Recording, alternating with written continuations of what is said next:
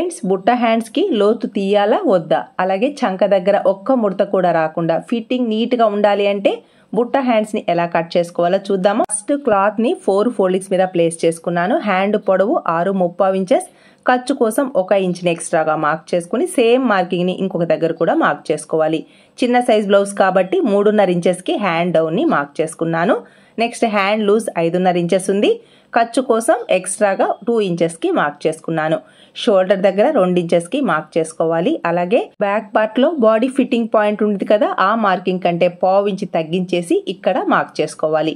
Shoulder దగ్గర 2 inches కి mark చేసుకుని మామూలుగా మనం హ్యాండ్ ని ఎలా అయితే డ్రా చేస్తామో సేమ్ అదే విధంగా డ్రా చేసుకోవాలి.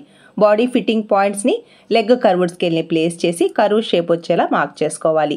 నెక్స్ట్ పై వైపున బుట్ట ఎత్తు మీ ఇష్టం, 2, 2.5, 3, 3.5 మీ ఇష్టం, ఎంతైనా ఎత్తు తీసుకోండి. నేనైతే 2 ఇంచెస్ తీసుకుంటున్నాను.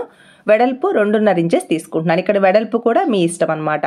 నేనైతే బుట్ట ఎత్తు కోసం 2 ఇంచెస్, వెడల్పు 2.5 ఇంచెస్ కి మార్క్ చేసుకొని ఇలా బాక్స్ ని డ్రా చేసుకోవాలి. ఇక్కడ ఖర్చు వరకు మార్కింగ్ ఉంది కదా, ఆ మార్కింగ్ మిడిల్ లోకి ఇలా మార్క్ చేసుకొని ఇక్కడ మార్కింగ్ చేశాను కదా, ఈ మార్కింగ్ కి టచ్ చేయాలా, ఇలా షేప్ అనేది హ్యాండ్స్ కి లోతు తీయాలా వద్దా అంటే తీసినా ఇబ్బంది లేదు, తీయకపోయినా ఏమీ లూజ్ రాదు. లోతు తీస్తే ఫిట్టింగ్ బాగుంటుంది అంటే ఈ విధంగా లోతుని కట్ చేసుకోండి. ఫుల్ వీడియో ఛానల్ నేమ్ క్రింద ఉంది, ప్లీజ్ సబ్స్క్రైబ్.